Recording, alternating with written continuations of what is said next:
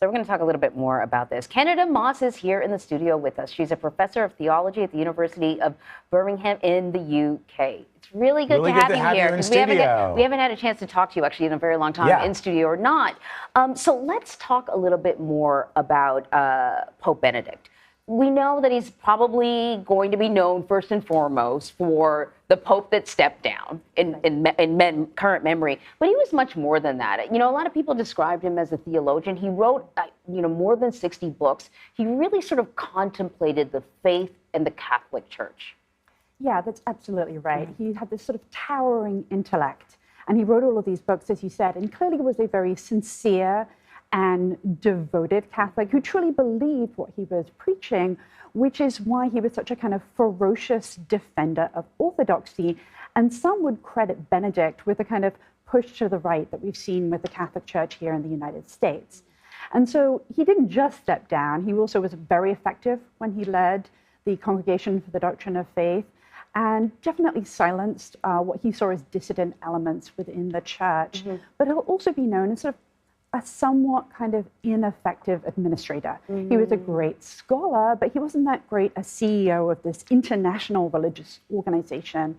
The reforms of Vatican finances never panned out. You know, and that's sort of what I wanted to talk to you about. And we're also going to touch on the child sex abuse scandals and how he handled that. But specifically as it relates to this towering scholar, as you called him. We note that he was an advisor to Pope John Paul II, but the two men could not have been different. Pope John Paul II was, although the leader of the Catholic Church, he was also seen by millions of people as almost a parish priest, one that was approachable, one that children and the elderly could approach and feel that warmth and that divinity within him as he talked to just ordinary Catholics, right? And with Benedict, he didn't get that sense at all. It was like a monk, basically, with his books and with his research and, doing a lot of that research. But part of being a priest, I don't care what level you are. I'm a Catholic. I don't care what level you are, is the ability to communicate to your flock effectively, no matter who they are. And I never got that sense with Benedict. That's right. You don't have the charisma. I'm sure he's very effective at communicating in terms of his written documents, but he didn't have the personal charm. He's sandwiched between two very charismatic popes, John Paul II and Francis, but he never really kind of accomplished that. And despite the messaging that we're hearing out of Vatican right now, that he was simple and humble, that he was sort of this very kind and gentle man, that's not what he was known for when he was alive.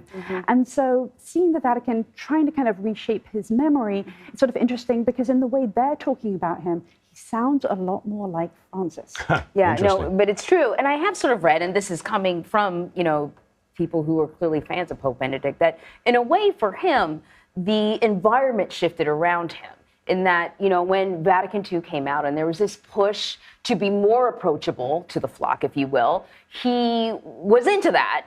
But then, that conversation continued. The expectation was that the church would go further, and he stopped. And then, sort of in the backdrop of this shifting landscape, looked much more conservative than many other people.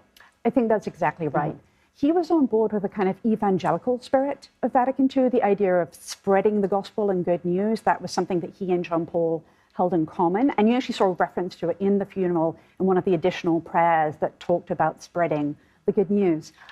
But he then felt that Vatican II had sort of gone too far, that spirit had been betrayed. And he definitely became a figurehead for more conservative Catholics who thought that Vatican II was really a mistake, that had confused people, and that having these public conversations was a bad idea. And that's where he made this kind of conservative turn that we still see very active here in the United States. Can we talk about the child sex abuse scandal? Because I think he had some people who praised him and some people who were very critical.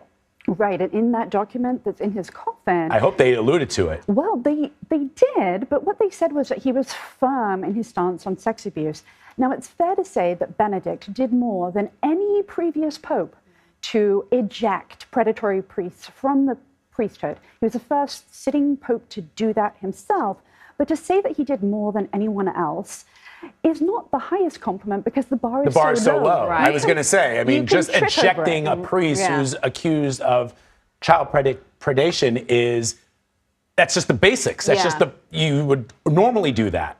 That's absolutely right. And there definitely were individual cases where people felt that he was the one holding back investigations, or he was the one who should have pushed things further forward. So yes, the bar's very low. So he did more than anyone else before him, but that's not to say he did anywhere near enough. This was not effective enough. It did not go far enough.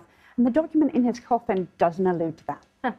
Interesting. We could keep talking to you. Yes. I didn't think I would find him that interesting for precisely the reasons that you talked about. Right. But then as I dug in more, I thought, oh, there's a really good conversation. I mean, he is such a, the fact that he was 95 years old and he became Pope. How old was he when he became Pope? He was 78. Yeah, so, I mean, he'd already had this long history. He said he was tired then. I know. He didn't want to be the Pope then. Right. You know what I mean? And if you can, I mean, stepping away, if there's one thing that you can say about that, is it has given permission to all future popes to take that option as well, which may be, a good thing. Yeah. Candida Moss, always great having you here. Thank you so much. Happy New Year.